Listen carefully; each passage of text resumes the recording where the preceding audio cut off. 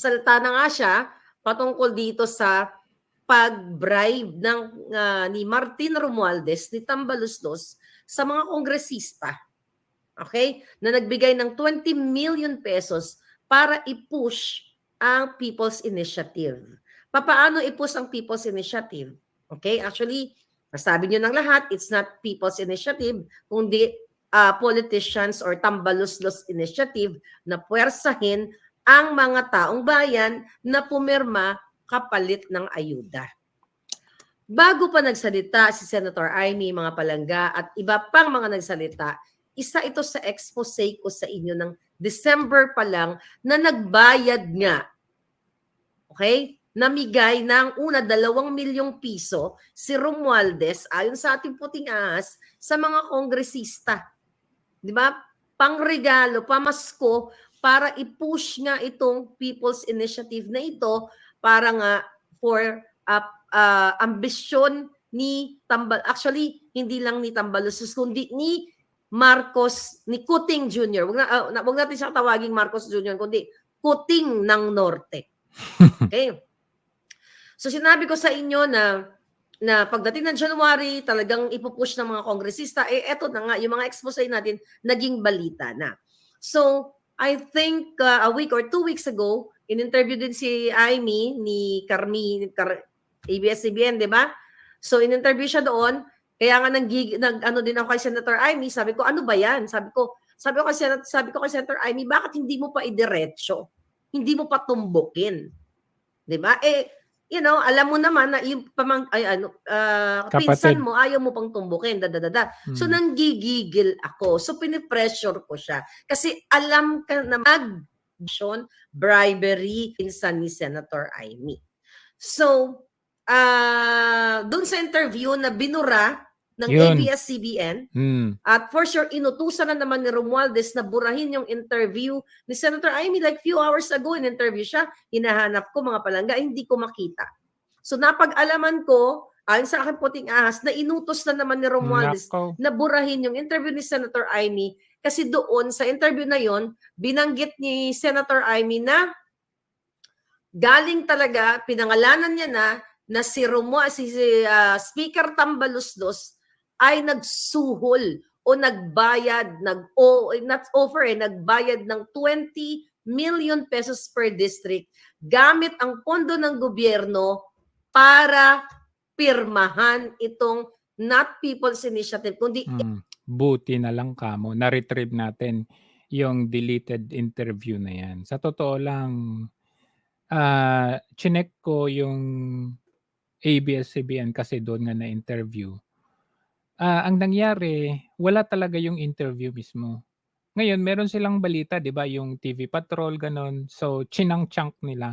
Meron yung nandun na interview ni Senator Amy. Pero, yung sagot niya tungkol doon sa Lotto issue.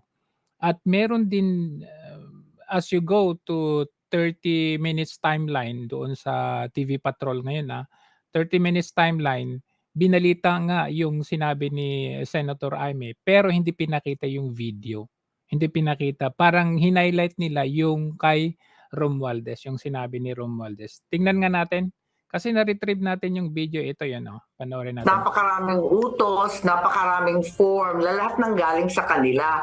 Yung schedule, yung timeline, clearly derives from the Speaker's office. Nakakatawa kasi pati ako pinadalhan. Definitely, yung opisina niya ang nag-alok ng 20 million kada distrito with very clear numbers identifying the staff members and attorneys involved. Baka gusto rin niya magpaliwanag dahil tinuturo siya ng tinuturo para malinisan yung kanyang pangalan. Bakit type naman niya pumunta? Tingnan natin. Open ako. Si Senator Villanueva na even a congressman is pointing his leader. May mga voicemail po Nakilala ko yung mga boses Kaya kung gusto nyong maglabasan tayo at ayaw nyo talagang aminin, 4 na congressman yung narinig kong boses. I've spoke to mayors in our province, at least to 4 mayors who already admitted to me. Now, these are congressmen's staff who called them who told them na may gagawin silang signature card, but they did not even say this is people's initiative to the mayors.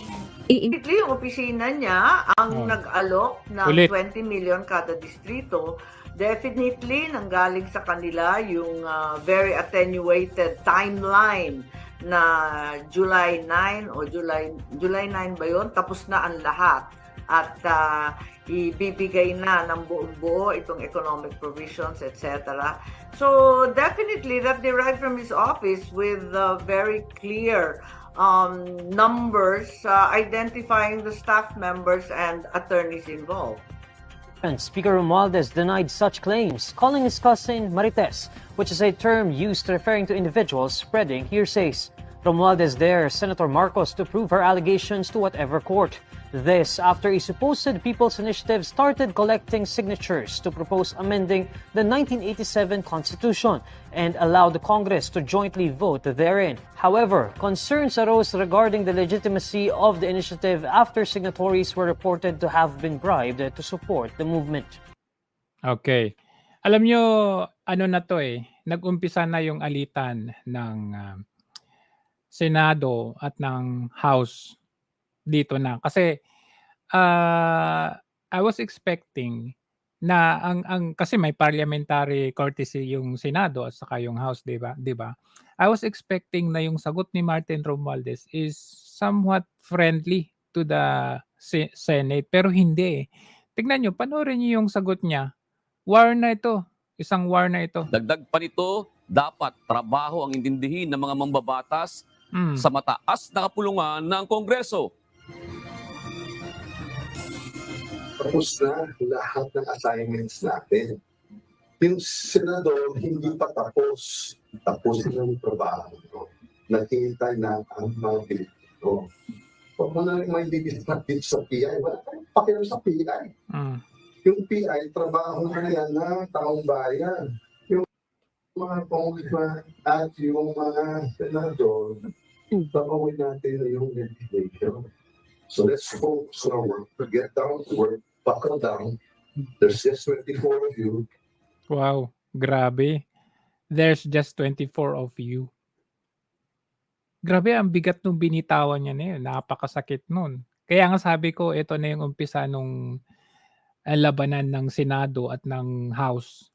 Kasi kung ikaw yung House Speaker at meron kayong interparliamentary courtesy, you should talk in an environment wherein, alam mo yun, iniisip mo yung kapakanan ng ka-interparliamentary mo. Pero ganito yung magbitaw siya. Sabi, magtrabaho kayo.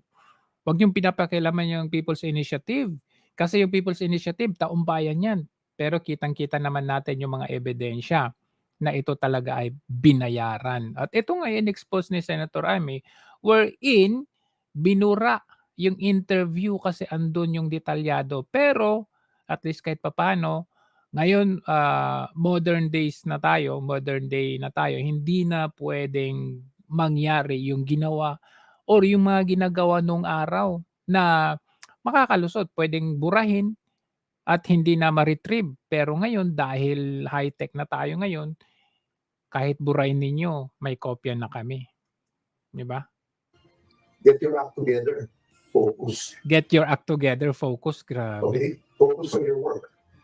Kayo, anong work ang fino-focusan ninyo? May batas na ba kayo? Magbilangan ka tayo ng batas ngayong administrasyon na ito. Magbilangan kaya tayo ng batas na naipasa ngayong administrasyon. Parang wala. Parang yung Maharlika Investment Fund pa lang. Alright? And stop hitting on Congress. Binabaliktad. Sinabi naman ni Senator Marcos, masyadong maaga maging defensive ang mambabatas. Gayong sa susunod na linggo pa isasagawa ang investigasyon ng Senado. Okay, so dyan na nagtatapos ang ating programa. Buti na lang na-retrieve natin. Sige, pakalat pa natin itong expose nitong si Senator Amy. Dahil eto na naman, nagbingo na naman si Marlica. Grabe ka naman, Marlica. Lagi ka na lang nagbibingo. Yung isang dinis-own mo, peke yung pagka-bingo niya. Charan!